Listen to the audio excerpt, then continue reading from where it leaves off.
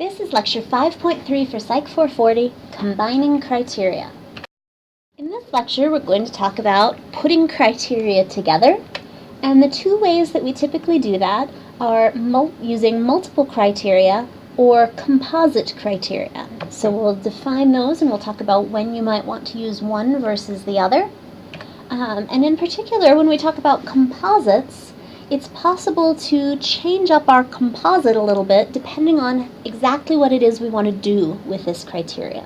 So we'll talk about how that can shift around.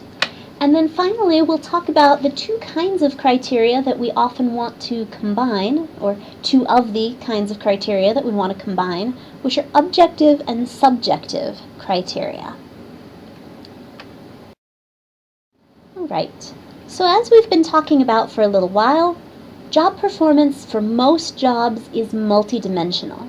If you remember when we talked about Campbell's model, we said at a minimum, every job includes job-specific, non-job specific, and maintaining personal discipline components.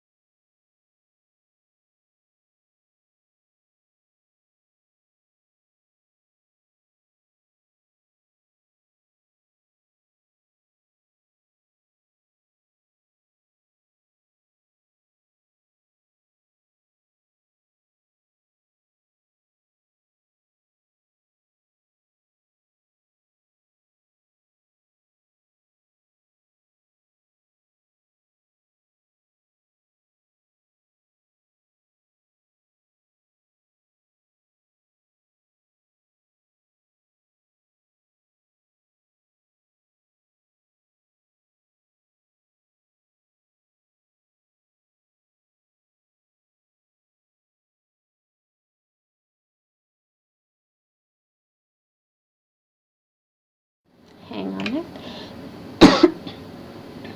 Some organizations that value multiple criteria will use things like a scorecard or a dashboard. Those are very popular buzzwords right now. All that is a set of multiple performance criteria that's nicely visually arranged somehow. So you can kind of get an at-a-glance view. Oh, I'm doing really well here and here, but not so well over here. It's an increasingly popular strategy for understanding performance of departments and groups, You see it sometimes at the individual level as well.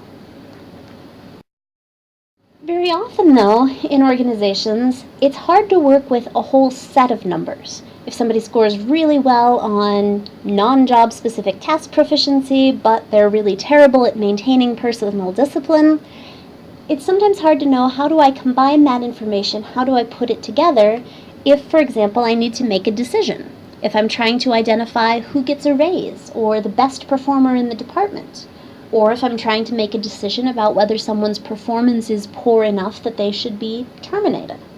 It's hard to work with that set of numbers, and so it's more useful to put together what we call a composite criterion. In a composite criterion, you're going to take those separate aspects of performance and you're going to come up with some way to weight them and add them all together. You could just use the same scale for everything and you could weight them all equally. It's going to be more common for the organization to say, well, in this particular job, task performance is the most important thing. Interpersonal skills is a little important, so we'll put that in, but it's not as important as task proficiency, so we're going to weight it a little bit less. And so they create the composite based on the organization's priorities. This gives you a formula. You can put each person's scores on all of these different performance criteria together, and you come up with one overall global performance score. This is very useful when you need to make decisions. It's also helpful when you're talking with upper level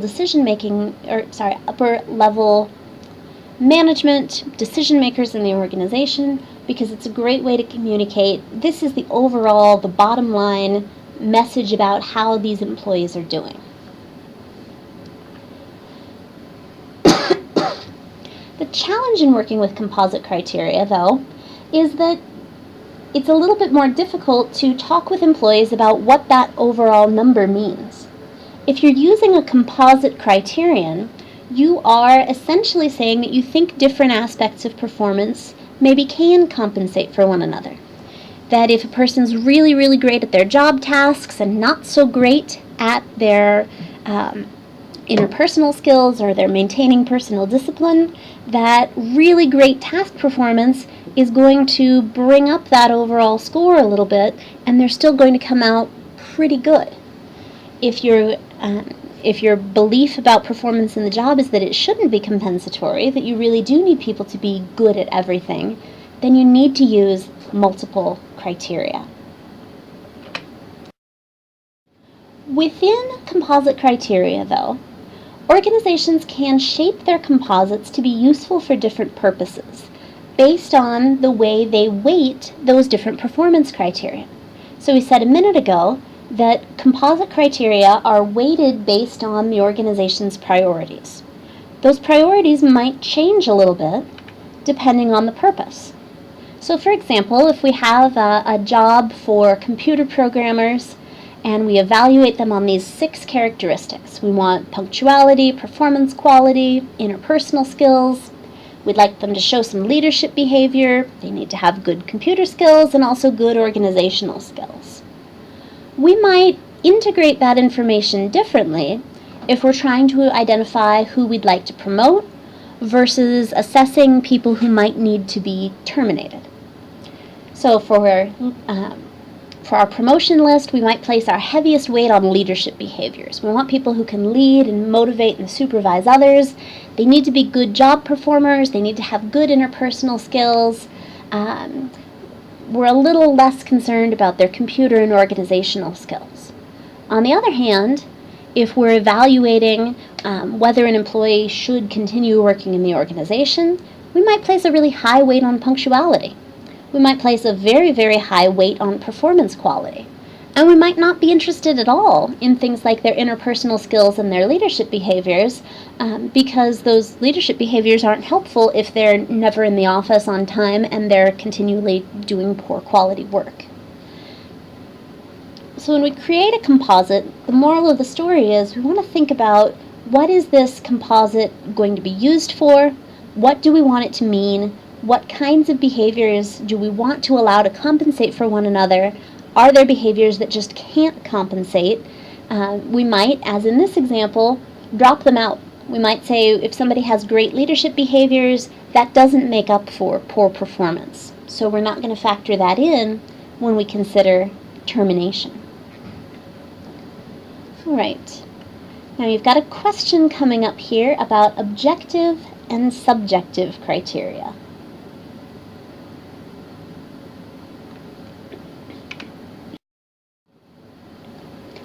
Objective criteria sound really good. We like the word objective. It has positive connotations. It feels like objective criteria should be really, really good, valuable things. But all the word objective means in this context is things that can be counted, things that we can add up. So things like days that a person is absent, accidents or incidents, how much of whatever they're supposed to be producing have they produced. We might track things like customer complaints. Anything that can be seen and tracked and counted is an objective criterion. We really like objective criteria because they feel like they're fair and unbiased, that they don't require human judgment. However, what we've learned about objective criteria is that there can actually be quite a lot of judgment that goes into what gets counted and what doesn't. So, for example, many organizations track accidents and injuries. Well, in order for the organization to track and count injuries and accidents, they have to have them reported. So that might mean that if you're injured on the job, to have that formally count as an injury, you have to go to the company's on-site first aid provider.